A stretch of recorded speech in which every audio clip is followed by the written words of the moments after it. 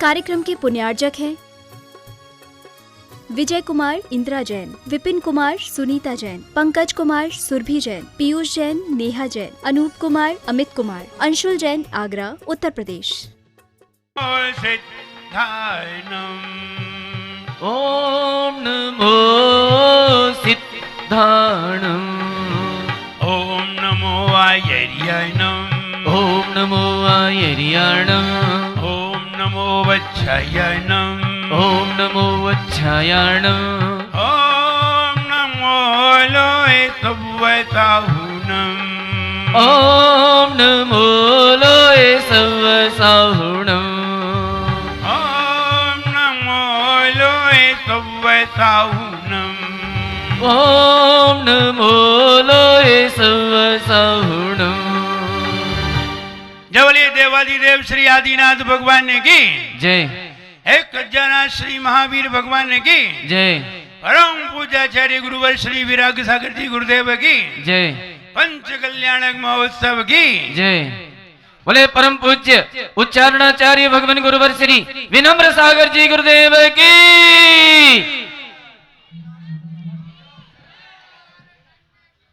ज्ञान उभर करवाता है, ज्ञान उभर करवाता है, वह वैराग्य बढ़ाता है। ज्ञान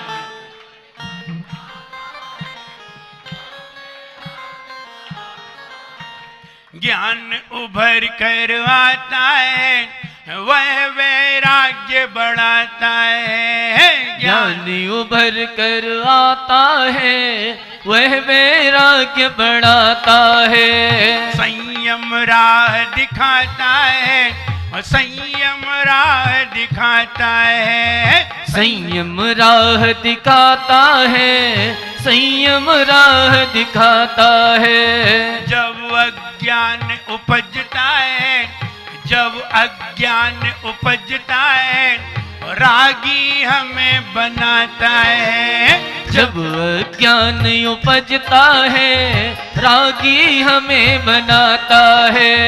ज्ञानी ही भव में हो, ज्ञानी ही भव में शिव राह दिखाए रे। जीवन है पानी की बूंद, कब मिट जाए रे। हो जीवन है पानी की बूंद, कब मिट जाए रे। होंगी अनहोंगी हो, होंगी अनहोंगी, कब क्या घट जाए रे। जीवन है पानी की बूंद, कब मिट जाए रे। हो जीवन है पानी की बूंद, कब मिट जाए रे। संयम बिन बेकार यहाँ, संयम बिन बेकार यहाँ, बिना ब्रेक की कार यहाँ। संयम बिन बेकार यहाँ, बिना ब्रेक की कार यहाँ। जीवन है दुख धार यहाँ, जीवन है दुख धार यहाँ। जीवन है दुख भार यहाँ, जीवन है दुख भार यहाँ। सुख की धार बनाता है, सुख की धार बनाता है, स्वस्थ सुखों को लाता है। सुख की धार बनाता है, स्वस्थ सुखों को लाता है। संयम ही मुक्ति हो, संयम ही मुक्ति की राह दिखाए रे। जीवन है पानी की बूंद, कब मिट जाए रे। हो जीवन है पानी की बूंद, कब मिट जाए रे। होंगी अनहोंगी हो, होंगी अनहोंगी, कब क्या घट जाए रे। जीवन है पानी की बूंद, कब मिट जाए रे। हो जीवन है पानी की बूंद, कब मिट जाए रे।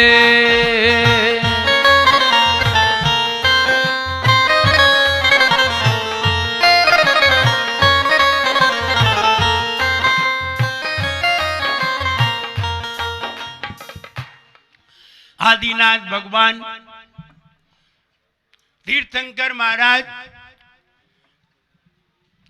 20 लाख पूर्व तक कब उनकी युवा अवस्था में आ गए, कब उनका कुमार काल खत्म हो गया, 20 लाख पूर्व तक वो सुख से रहे और 83 लाख पूर्व तक वो ग्रस्त संसार अवस्था में, राज्य अवस्था में राज्य करते रहे।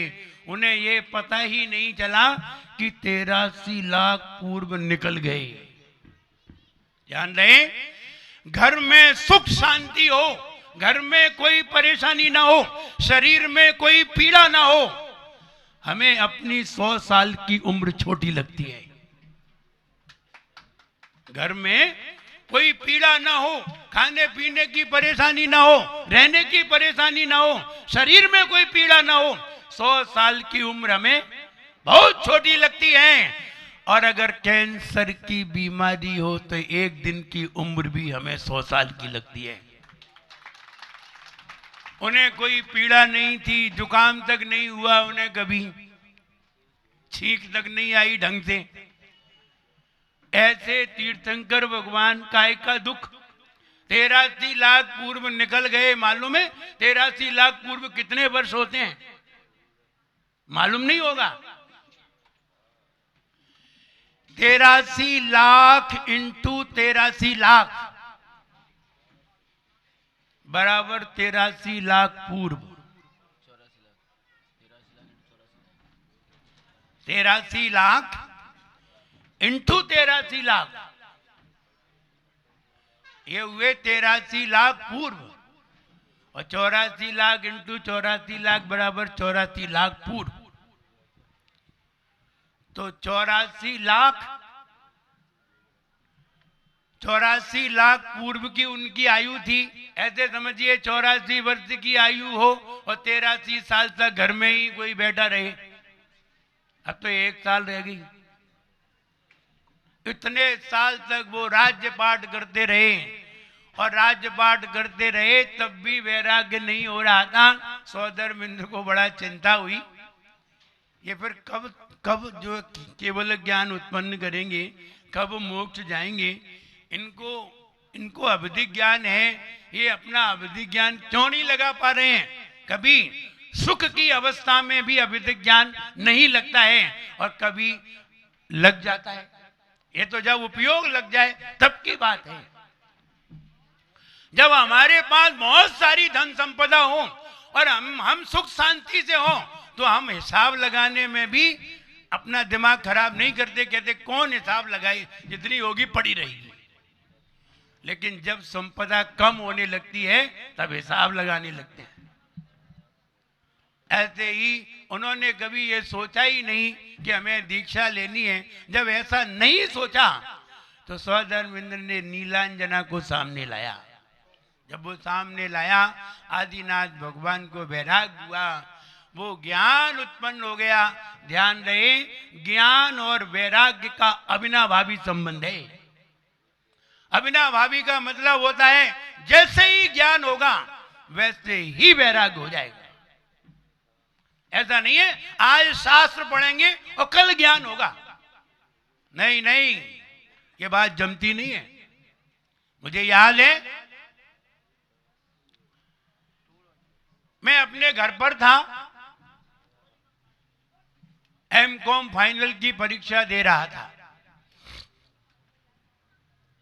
जब परीक्षा दे रहा था तो रात्रि का समय था, 7:30 बजे हुए थे। हम जरा मंदिर में स्वाध्याय करने के लिए गए और स्वाध्याय में एक शास्त्र को पढ़ने लगे। दर्शन करने के बाद एक शास्त्र को पढ़ने लगे। मेरे पिताश्री मुझसे बहुत कहा करते थे कि चाय नहीं पिया करो, रात्रि में नहीं खाया करो, रात्रि में पानी नहीं पिया करो। वो बहुत कहा करते थे, लेकिन वो कहते थे और हम सुनते थे। जैसे कि आज के बच्चे, तुम आज के बच्चों से कहो आप पूजन करते हैं, आप अपने बच्चे से कहिए बेटा पूजन करने जाया करो, तो तुम कहोगे और बच्चे सुन लेंगे। और ज्यादा कहोगे तो कहेंगे बूढ़े हो गए, इन्हें कुछ काम तो है नहीं, ज्यादा कहोगे तो ये और कह देंगे। बच्चे कम होशियार नहीं है, बहुत होशियार होते हैं। बच्चों की आप नहीं समझ सकते। जब बच्चे का रिजल्ट आने लगा तो बच्चा 3 साल से फेल हो रहा था, तो उसके पिता ने समझाया, बेटा अगर अब की बार तू फेल हो तो ये नहीं कहना कि मैं फेल हो गया हूं। अगर ये कहोगे तो उसी दिन मेहमान आ रहे हैं और अपने घर में मेहमान होंगे, अपनी बड़ी इंसल्ट हो जाएगी। तो अगर तू एक विषय में फेल हो जाए, मैं तुझे संकेत दे रहा हूं, अगर एक विषय में फेल हो जाए तो कुछ नहीं कहना, घर पे आते ही कह देना, बोलो महावीर भगवान की जय। माने एक विषय में फेल हो गए। बच्चे ने कहा अगर 2 विषय में फेल हो जाए तो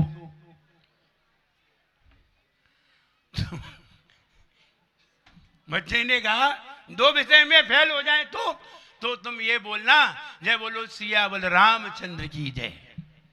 सिया बल राम, सीता और, तो हम समझ जाएंगे कि 2 विषय में फेल।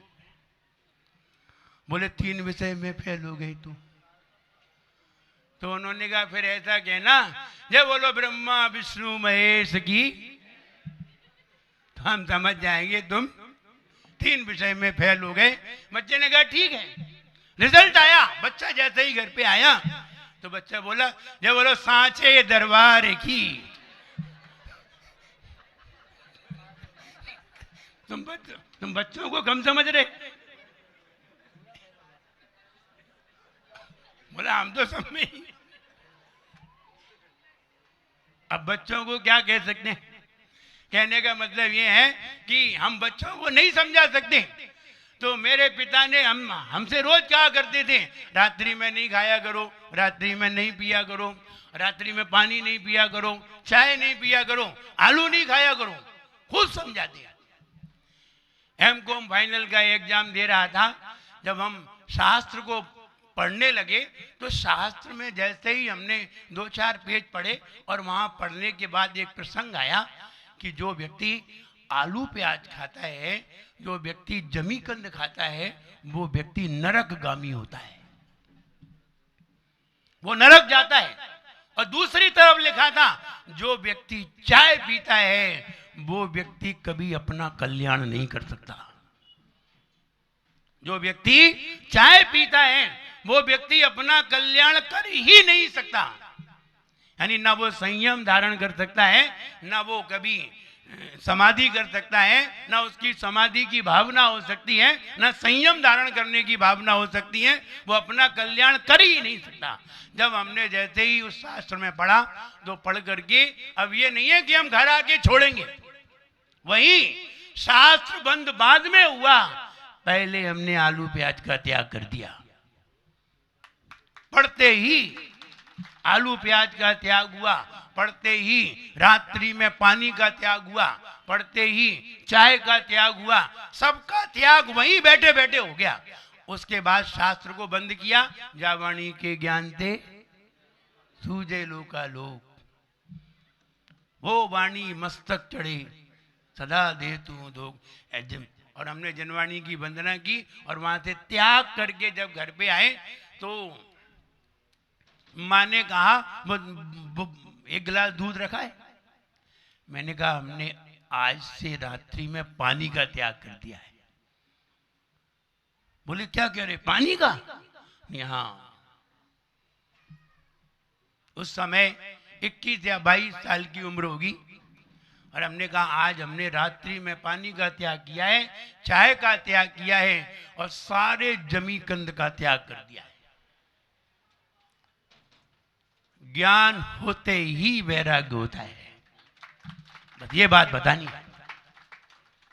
कितनी सी बात, ज्ञान होते ही वैराग्य होता है। जब तक ज्ञान नहीं हुआ है तब तक वैराग्य होने वाला नहीं है। और दिखावटी वैराग्य ज्यादा देर नहीं चलता है।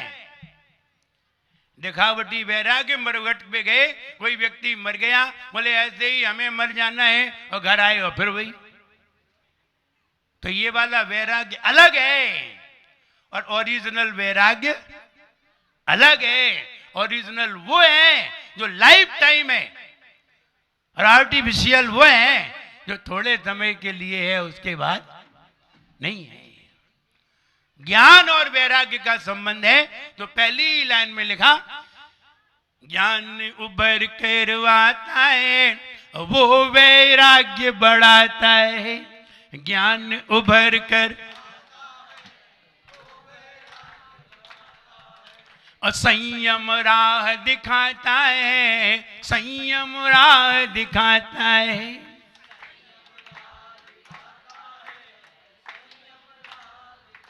इसलिए हम ये कहना चाहते हैं कि जैसे ही ज्ञान उभरता है वैसे ही वैराग्य हो जाता है। आदिनाथ भगवान के मन में जरा सी नीलांजना को देख करके ज्ञान उभर कर आया और उन्होंने कहा, बंद करो ये सब। देख लिया हमने पूर्व में ही बताया था, तीर्थंकर के सामने एक चूहा भी मरा दिखाई नहीं देता। एक चूहा भी दिखाई दे जाए, अगर कोई भी मृत व्यक्ति दिखाई दे गया तो उन्हें उसी समय वैराग्य हो जाता है। ये तो हम लोग हैं, आदिनाथ भगवान से भी पक्के हैं। लाख लोगों को मरते हुए देख लें तो भी वैराग्य। बोलो उन्हें मरना है, हमें थोड़ी मरना है। कोई व्यक्ति मर जाए, उसकी अर्थी के साथ भी जाए, जला करके भी आए, लेकिन वैराग्य नहीं हो। इन्हें मरना था, वो मर गए। हम तो अजर अमर हैं, यही समझते। ये समझते ही नहीं है हमें भी मरना है, हमें भी मरना है। तब समझिए ऐसा भाव नहीं आता है, और ऐसा भाव आ जाए तो वैराग्य तो अभियान हो जाए। किसी को वैराग्य देख करके हो जाता है, किसी को देख करके भी वैराग्य नहीं होता। जिन्हें देख करके भी वैराग्य नहीं होता है, जिन्हें देख करके भी समझ में नहीं आता है, उनकी बुद्धि 2 साल के बच्चों से भी डाउन होती है। 2 साल के बच्चे से भी उनकी मेमोरी डाउन होती है। क्यों होती है? 2 साल के बच्चे के सामने तुम भगवान के सामने हाथ जोड़ करके नमोस्तु करके देखो, बच्चा तुम्हें भी करके दिखा देगा। उसमें अकल है, वो तुम्हारी नकल कर लेता है। वो भी समझ जाता है ऐसे ही नमोस्तु करना चाहिए। चाहे भले ही वो बच्चा 2 साल का है, आप उससे कहते हैं नमोस्तु करो, तो वो आप उसे करके दिखाइए, वो तुम्हें करके दिखा देगा। कहो 2 साल के बच्चों की मेमोरी कितनी है, वो देख करके समझ जाते हैं। और एक हम हैं जो जला करके भी नहीं समझते। हमें वैराग्य नहीं होता, हम राग में ही फंसे रहते हैं। और बिना ब्रेक की कार, हमने क्या कहा? संयम बिन बेकारियां, बिना ब्रेक की कारियां। बढ़िया से बढ़िया कार मिल जाए, यानी बढ़िया से बढ़िया शरीर मिल जाए, बढ़िया से बढ़िया जीवन मिल जाए, बढ़िया से बढ़िया घर मिल जाए, अगर हमारे जीवन में संयम नहीं है तो हमारी कार बिना ब्रेक की है। और बिना ब्रेक की कार कितनी भी बढ़िया हो, उसमें कोई भी बैठना पसंद नहीं करता। हम यही कहना चाहते हैं, तीर्थंकर भगवान को वैराग हो गया। 83 लाख पूर्व बाद उन्हें वैराग हुआ, और वैराग होने पर लोकांतिक देव आए, सारे देव आ गए। उन्होंने कहा पालकी हम उठाएंगे। अरे पालकी उठाने से कोई दीक्षा कल्याण थोड़ी हो जाता है, पालकी उठाने की बात है। और ये तो मालूम है देवों में बहुत ताकत है, मानव से अभी लड़ेंगे तो वे तो एक झापड़ में ही नीचे गिर पड़ेंगे। मानव में ताकत ही कितनी है, देवों में बहुत ताकत है। ये तो बात सही है, लेकिन विचार करिए, आदिनाथ भगवान मानव हैं, वो देव नहीं है। जैसे कि मिड़ाकुर में मंदिर बनवा रहे हैं। मिड़ाकुर के लोग कौन कौन हैं? आप यहां मंदिर बनवा रहे हैं, आपने बढ़िया मंदिर बनवाया, आप बढ़िया प्रतिमा को विराजमान करवा रहे हैं, आपने बड़े महोत्सव से यहां पंच कल्याणक मनाया, 16 बिच्छी का संघ बुलाया। विचार करिए, छोटे से गांव में कितनी बिच्छी का संग? 16 बिच्छी का संग। आदमी 4 बिच्छी में घबरा जाता है। जयपुर में जाके देखो, जितने घर है उतनी पीछी है ना, जयपुर में जाके देखो, अगर 4 बिच्छी भी पहुंच जाए तो पूरा मोहल्ला घबरा जाता है। तो कैसे व्यवस्था बनेगी? और यहाँ एक एक घर पे एक एक बिच्छी है। चाहे भले ही एक एक घर से एक एक बिच्छी निकल के आए या नहीं आए, लेकिन एक एक घर पर एक एक बिच्छी है। और सभी बड़े तन्मयता से व्यवस्था कर रहे हैं। और तन्मयता से व्यवस्था की है। जरा से गांव में इतनी बढ़िया व्यवस्था की है कि इतने सारे लोग आते हैं, सबके भोजन की व्यवस्था भी की है। विचार करिए, छोटी सी समाज और इतना बड़ा आयोजन। ध्यान रहे, छोटी सी समाज भले ही हो, लेकिन आयोजन करने के लिए बहुत बड़ा जिगर चाहिए, दम चाहिए। और जब दम आ जाती है तो फिर बड़े से बड़ा कार्यक्रम भी हो जाता है और बड़ी खुशी होती है। तो उन्होंने ये यहाँ मंदिर बनवाया, भगवान को विराजमान किया। अब मेरा उनसे कहना है, भगवान काहे के लिए विराजमान किए थे? क्यों किए थे विराजमान? पूजा पक्षाल के लिए, पूजा करने के लिए, अभिषेक करने के लिए। मेरा ये कहना है, मिड़ाकुर में जितने भी घर हैं, सभी लोग अपने परिवार से, हर एक घर के परिवार से भगवान का अभिषेक पूजन करें, वरना तुम्हें बहुत दोष भी लगेगा। और अगर तुमने पूजन की तो तुम्हारे छोटे घर बड़े बड़े घर हो जाएंगे। और हम यही चाहते हैं, तुम्हारे घर छोटे न रहें। अगली बार हम आए तो हम लोगों के आहार तुम्हारे घर में ही हो, यहां नहीं हो, तुम्हारे घर में ही हो। और घर इतने बड़े हो कि उसमें रोशनी भी हो, नेचुरल प्रकाश भी हो, कहीं से अंधेरा भी ना हो, और आराम से आहार सब लोग दे भी सकें, ऐसा हो। तो छोटे घर भी बड़े हो जाते हैं जब हम किसी बड़े व्यक्ति को अपने घर पर बुलाते हैं। जब हम साधुओं को अपने घर पे बुलाते हैं तो छोटे घर भी बड़े हो जाते हैं। इसलिए वो व्यक्ति बड़ा है जिसके घर पर कोई बड़ा व्यक्ति आया है, उसी व्यक्ति को श्रेष्ठ समझा जाता है। तो मेरा ये कहना है कि हम सभी पूरे गांव के सारे परिवार के लोग भगवान का अभिषेक किया करें, भगवान की पूजन किया करें। निश्चित मानिए आपके घर में बहुत अच्छी समृद्धि रहेगी, संपन्नता रहेगी। आज भगवान की दीक्षा देख रहे हैं, कल हमें एक दीदी की दीक्षा सामने देखने को मिलेगी, और कल सवेरे मिलेगी, शाम को नहीं है, सवेरे है। सवेरे लगभग 9:30 या 10 बजे दीक्षा है। 9:30 से 10 बजे के बीच में वो दीक्षा होगी, और उसी समय भगवान का आहार होगा। आहार भी है, दीक्षा भी है, और एक केवल ज्ञान। आहार भी है और दीक्षा भी है। दोनों कार्य एक साथ आपको देखने को मिलेंगे।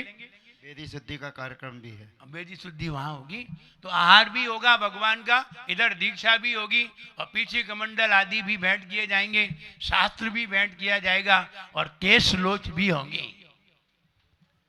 आज भगवान के हो रहे हैं, कल उनके होंगे। समझिए, ये गांव का महत्व है, गांव का पुण्य है, हमारे गांव के गांव वासियों का पुण्य है, जिस कारण पंच कल्याणक भी मिला और दीक्षाएं भी मिल गई।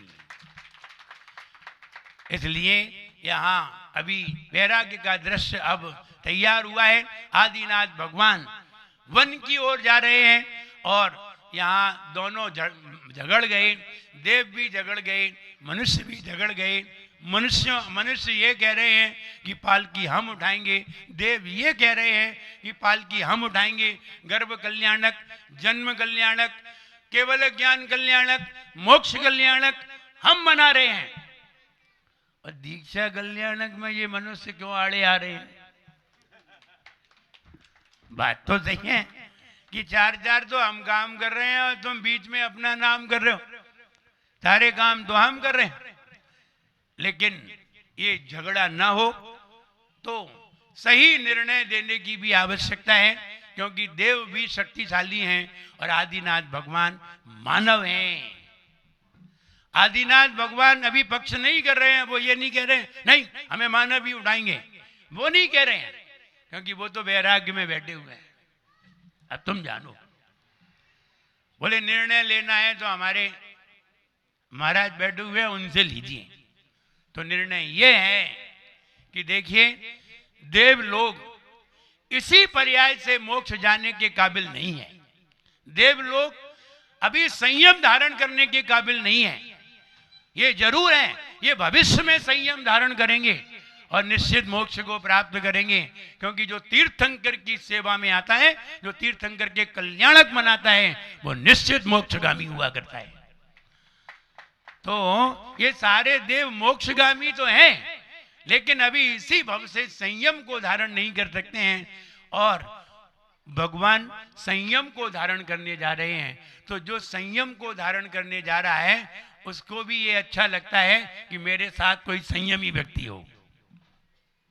इसलिए 7 कदम तक विद्याधर और मनुष्य पालकी को उठा करके आगे बढ़ाएंगे, और 7 कदम के बाद सारे देव लोग पालकी को वन की ओर ले जाएंगे। ऐसा निर्णय हुआ है और ऐसा ही निर्णय है, और ये निर्णय सबको स्वीकार करना चाहिए, जिससे आदिनाथ भगवान वन की ओर गमन करें और उनकी दीक्षा का कार्यक्रम आगे संपन्न हो सके। पहले मानव और विद्याधर 7 कदम तक पालकी को आगे ले जाएंगे, और उसके बाद देव लोग आगे पूरी पालकी आगे जहां तक ले जाना है ले जाएंगे, और फिर उनके दीक्षा कल्याणक को हम देखेंगे। जय बोलिए परम पूज्याचार्य गुरुवर श्री विराग सागर जी और इस प्रकार